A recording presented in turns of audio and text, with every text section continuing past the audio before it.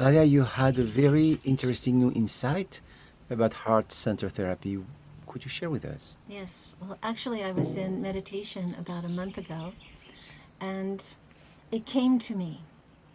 And what I heard was that there is one thought that is the source of all disease.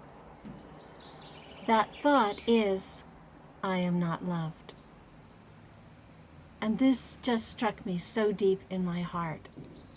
And if we have the thought that we are not loved, that it will manifest in three different ways.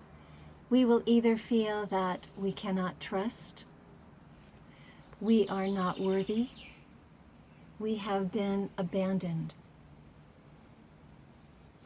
And this, to me, was just foundational for every trauma that I have ever witnessed.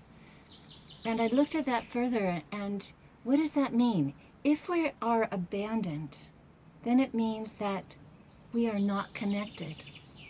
And if we are not connected, we feel isolated or alone or not supported.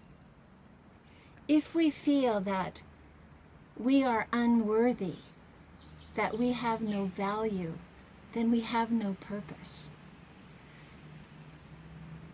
If we feel that we do not have value, then how can we move forward in our lives?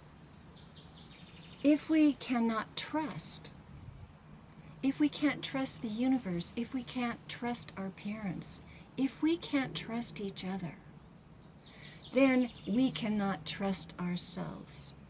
And what we do is that we lose the very ground of who we are, because we no longer can be inside and know who we are. We have to look outside for the world to define us.